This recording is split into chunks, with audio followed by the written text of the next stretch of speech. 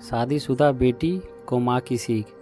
मधु के विवाह को अभी मुश्किल से 3 माह हुए थे और वह अपने ससुराल जनों से नाराज होकर मायके में आकर बैठ गई। उसकी दशा देखकर उसकी माँ लता ने उसे अपने पास बुलाया और प्यार से उसके बालों को सहलाते हुए कहने लगी, तुम्हें अपने घर वापस जाना चाहिए। ऐसे छोटी छोटी बातों पर नाराज होना शोभा नहीं देता। किंतु मधु ने एक ही रट लगा रखी थी, मैं उस घर में कभी वापस नहीं जाऊंगी। वहाँ मेरी इज्जत एक नौकरानी के जैसी भी नहीं है। सुबह सुबह उठकर सबके लिए ब्रेकफास्ट तैयार करो, फिर दोपहर का लंच, फिर रात का खाना। मैं रसोई तक की सिमट कर ही नहीं रह सकती। मुझे भी अपने सपनों को पूरा करने हैं। मुझे भी जीने का अधिकार है। यह काम तो कोई भी बाई कर सकती है, कोई भी खाना बनाने वाली लगा सकते हैं, लेकिन नहीं, पता नहीं किस घर में आपने मेरी शादी की है। लता देवी ने उसे समझाने की बहुत कोशिश की और बताया कि बेटी, रोहित एक बहुत ही सुलझे हुए विचारों का लड़का है। उसका परिवार और ख़ानदान बहुत ही सादगी पसंद है और वो सब बनावटी जीवन शैली से दूर हैं। कुछ समय पश्चात तुम उनके अनुरूप ही स्वयं को ढाल लोगी, ऐसा मेरा विश्वास है। किंतु मधु जोर जोर से रोने लगी।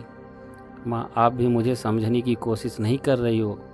मुझे यह सब बात अच्छे नहीं लगते हैं और मेरा विवाह रोहित से हुआ है। उसके पूरे परिवार के खाने का ठेका नहीं लिया है।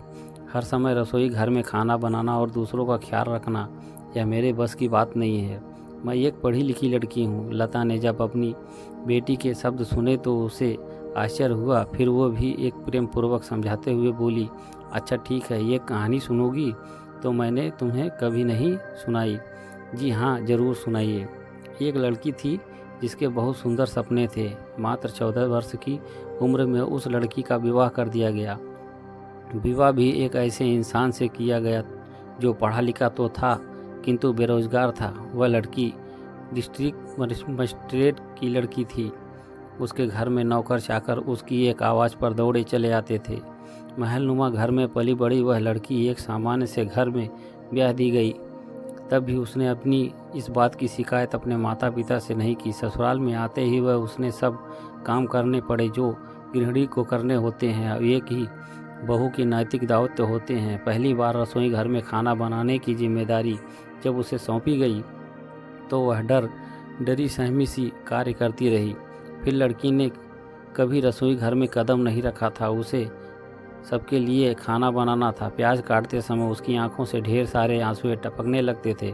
घर पर हमेशा यह काम की माताजी किया करती थी। उसे माँ की बेहद याद आती थी, किंतु फिर भी अपने आंसुओं को पूछकर उसने अपनी साड़ी में आंचल में समेट लिया और जुट गई अपने काम में। धीरे धीरे उसने खाना बनाना सीख लिया। घर की साफ सफाई से लेकर कपड़े धोना और सबकी ज़रूरतों का ध्यान रखना उसी का काम था। मन के आगे उसकी अभिलाषा के दम पर ही तोड़ दिया। घर गृहस्थी के दायित्वों में ऐसी ही उलझ गई थी कि वह अपनी ओर ध्यान देने का अवसर ही नहीं मिला। विवाह के लगभग 25 वर्ष बाद उसने अपने पति देव के समक्ष आगे पढ़ने की इच्छा रखी तो उन्होंने इस इच्छा का मान रखा। फिर उसे स्नातक के पश्चात विशिष्ट बीटीसी का कोर्स किया और 6 माह के परीक्षण के बाद विद्यालय में उसे सरकारी नौकरी प्राप्त हो गई। किंतु नौकरी करते हुए भी उसने घर के बड़े बुजुर्गों के लिए बनाए रीति रिवाज का पालन किया। साड़ी पहनकर अध्यापन कार्य के लिए जाना, महजाल जो सिर पर आंचल की जरा ढकल जाए और उसे परिस्थिति में हंसकर समझौता किया। जानती हो वह स्त्री कौन है? और बल्कि वह तुम्हारी माँ ही थी। हमें कभी भी विषम परिस्थितियों को देखकर आना संयम नहीं खोना चाहिए। विवाह कोई गुड्डा गुड्डी का खेल नहीं है। कल विवाह हुआ और आज तलाक जन्म का बंधन है, जिसमें एक दूसरे की भावनाओं का सम्मान किया जाता है, एक दूसरे का ज़रूरतों का ख्याल रखा जाता है। विवाह मात्र 2 व्यक्तियों के मध्य से नहीं होता, अपितु यह तो परिवार का मिलन है। जब वह वर वधू पक्ष के व्यक्तियों के साथ अच्छा व्यवहार करते हैं तो आखिर वधू और ससुराल वालों जनों के ऐसा सर्द और रूखा व्यवहार क्यों करती हो? करना भी नहीं चाहिए। माँ की पूरी बात सुनकर मधु अपने सारे प्रश्नों के उत्तर मिल गए। उसका गुस्सा धीरे धीरे शांत हो गया और ससुराल वापस लौट जाने का निर्णय लिया। आज मधु के विवाह को लगभग 15 वर्ष हो गए और वह एक सुखी सफल दाम्पत्य जीवन का सुखी भोग रही है। और यह सब माँ की दी हुई नसीहत का परिणाम है, जिसके लिए वह जीवन को गलत फैसले लेने से रोक दिया। सही समय पर लिया गया फैसला निर्णय व्यक्ति के लिए जीवन को नई दिशा देता है।